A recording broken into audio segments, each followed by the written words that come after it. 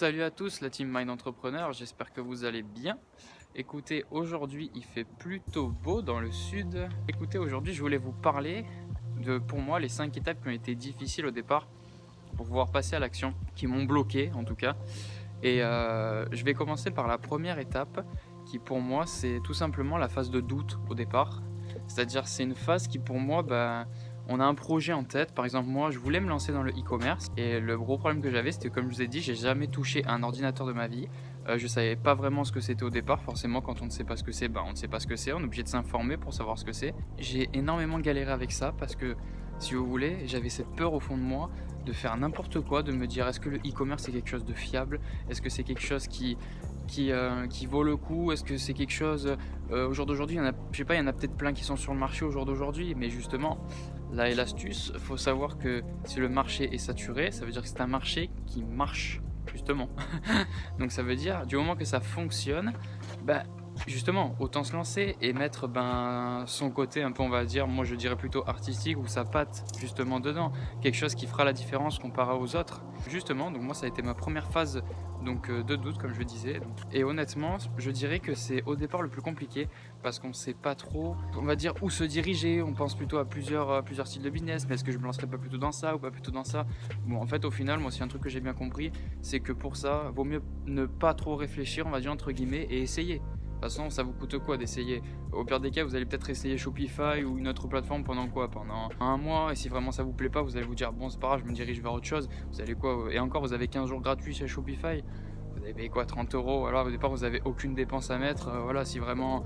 Enfin voilà quoi, il n'y a rien de ouf. La deuxième étape que je pense est la plus difficile, c'est ça y est, une fois qu'on sait ce qu'on veut faire, c'est-à-dire moi je voulais me lancer dans le dropshipping, je me suis lancé, et je dirais que la deuxième étape, c'est la phase où en fait on se dit qu'est-ce que je fais maintenant?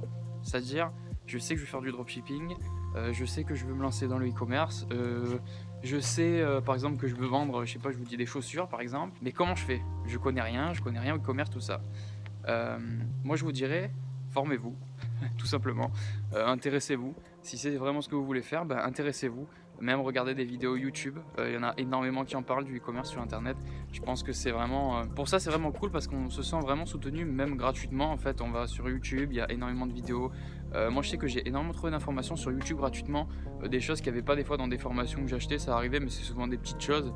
Et j'allais sur YouTube, je mettais comment, je sais pas, changer son nom de domaine ou n'importe quoi. Et sur YouTube, il y a toujours quelqu'un qui vous explique comment on fait, quoi. Je veux dire, il n'y a pas de problème pour ça. Mais formez-vous. Au départ, formez-vous, c'est hyper important. Intéressez-vous, si vraiment ça vous fait kiffer ce que vous faites, vous allez vraiment vous intéresser. Et petit à petit, ça le fera. De toute façon, on en apprend tous les jours. J'en apprends encore au jour d'aujourd'hui. C'est jamais facile au départ. Mais comme je vous ai dit, quand la machine est lancée, il n'y a plus de problème après. Enfin, il n'y a plus vraiment de problème. Après, on trouve que des solutions. Et voilà, dès qu'il y a un coup dur, et c'est pas grave, on la trouve la solution. De toute façon, il y a, voilà. Après ça coule, donc vous n'avez pas à vous inquiéter pour ça. La troisième étape, je dirais, rester motivé, parce que ça, je peux vous dire qu'au départ, je pense, en tout cas pour moi, au départ ça a été un peu compliqué, je vous l'avoue. Ça m'arrive des fois, même à des fois, dans des journées, d'avoir des coups de mou, de pas être, voilà, et de me dire putain, là j'aimerais bien, je sais pas, plutôt aller boire un verre avec mes potes ou faire n'importe quoi. Et en fait, il faut pas céder à ça. Le problème qu'il y a, c'est que moi, au départ, j'ai cédé un peu à tout ça. Et en fait, je me rends compte qu'en fait, je n'avançais pas. C'est-à-dire que je me fixais d'objectifs à la fin du mois. Après, j'allais boire un verre et tout avec mes potes, tout ça, il n'y avait pas de souci. Mais quand je rentrais, j'avais loupé 1 ou 2 heures peut-être de travail que j'aurais pu mettre dans mon business. Et en fait, j'avançais pas. C'est-à-dire que ces 1 ou 2 heures, ça aurait pu être les 1 ou 2 heures qui auraient pu me faire réellement avancer dans mon business. Et quand je m'en suis rendu compte, c'est là que j'ai commencé à stopper, quoi. J'ai dit non, la journée je reste chez moi, ou je reste au bureau, ou je reste, enfin voilà, et je lis, ou je vais bosser, ou je veux dire, c'est comme ça que ça fonctionne. Je veux dire, vous pouvez pas demain vous dire je veux être riche ou je veux ma liberté et vous dire non, je bosse pas, non, je me lève pas, je me lève à 11 h, ou je sors avec mes potes. S'il y a un pote qui m'appelle, oh tu viens me boire un verre, vas-y, je vais boire un verre. Enfin, ça marche pas comme ça. C'est comme, imaginez-vous, pareil, comme vous travaillez chez un patron, y a pas, dès qu'il y a un pote qui vous appelle, venez boire un verre, vous n'allez pas vous dire ouais j'arrive, vous quittez le patron, voilà. Mettez-vous en tête que vous êtes dans votre monde, quoi. Vous êtes focus dans ce que vous devez faire. Le téléphone, déjà moi personnellement, je le coupe, je le mets loin de moi. et j'entends rien, ça me dérange pas, voilà. Je veux que tous les jours, je veux être dans cette bulle de concentration qui me permet de pouvoir être productif le plus possible. C'est pour moi, c'est hyper important. Et j'ai envie de rajouter une dernière étape à tout ça, qui pour moi, j'ai envie d'en parler en dernier parce qu'on en fera un plus gros sujet plus tard, mais c'est l'échec en fait. Je dirais ce qui fait que les gens abandonnent, c'est l'échec en fait dans leur business, parce que l'échec c'est quelque chose d'assez difficile, surtout au départ vous allez beaucoup en avoir, c'est pour ça qu'il faut tenir au départ, c'est pour ça que si vous n'êtes pas motivé vous allez lâcher, mais en 2-2. Mais l'échec pour moi, en fait on se dit mais c'est pas possible quoi, ça nous arrive à nous, c'est infernal quoi, on se dit c'est pas possible. Et en fait, du moment que vous comprenez que cet échec c'est pour vous permettre de comprendre pour la prochaine fois, moi c'est ce que je me dis tout le temps, quand il y a un échec, je vais des fois peut-être passer mais une journée ou même 2-3 jours, ça m'est arrivé de passer sur un truc mais débile, sur un truc je me dis mais c'est pas possible, je trouve pas comment on fait, et en fait c'était tellement débile, mais débile. Après, ça va vous permettre de trouver toutes ces petites astuces pour pouvoir réussir à résoudre par exemple les prochaines difficultés que vous allez avoir dans votre business. Enfin, c'est une leçon. Pour moi, honnêtement, l'échec, ça fait partie de leçons de la vie, entre guillemets, et ça vous permet d'avancer. Moi, vraiment, honnêtement, avant, ça pouvait m'arriver des fois, je trouvais pas, je vous le dis honnêtement, hein, je trouvais pas comment on faisait. Quand il y avait une merde, j'étais là, j'étais en panique, je me disais, oh, il faut pas baisser les bras, en fait, il faut pas baisser les bras. Comme je vous ai dit avant, moi, je baissais les bras, et en fait, ça me... Comment dire, ça me bloquait, en fait. Ça me bloquait, tout simplement. Ça me bloquait dans tout, j'avançais pas.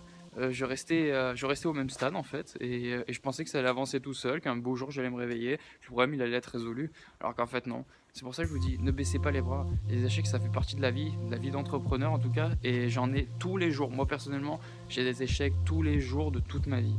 Je veux dire, et je pense que j'en aurai jusqu'à la fin de ma vie des échecs, je pense que c'est normal. On veut se lancer dans un business, on connaît rien, forcément qu'on va se péter la gueule un peu tous les jours. Moi personnellement c'est tous les jours que j'ai des difficultés, même aujourd'hui tous les jours j'ai des difficultés, tous les jours c'est compliqué, mais il faut pas baisser les bras, c'est important. Donc ne baissez pas les bras et restez focus, c'est très important. J'espère que vous allez accomplir tous vos objectifs de l'année 2019 et que vous allez vraiment cartonner dans le domaine que vous aimez réellement. Mais faites quelque chose que vous aimez, c'est hyper important. Si vous faites quelque chose que vous n'aimez pas, vous allez abandonner au bout de 1, 2, 3 mois ou même quelques semaines. Au départ, vous allez commencer. Voilà, ne le faites pas. Prenez plus de temps pour réfléchir au départ si vraiment vous hésitez, vous savez pas trop. Vous pouvez essayer, mais ne restez pas focus dans un truc où vous dites tous les matins, putain, j'aime pas ce que je fais, quoi. Arrêtez et réfléchissez et reprenez du temps pour réfléchir réellement ce que vous voulez faire. Voilà, je voudrais terminer sur ça. Pensez à liker la vidéo et à vous abonner, ça me ferait super plaisir. Je commence sur YouTube, peut-être que je suis pas forcément à l'aise ou voilà, mais je vais vous donner le maximum de contenu de moi, de mon expérience, et j'espère que ça vous plaît tout simplement. Sur ce, je vais vous laisser, passez une bonne journée et puis à la prochaine. Ciao.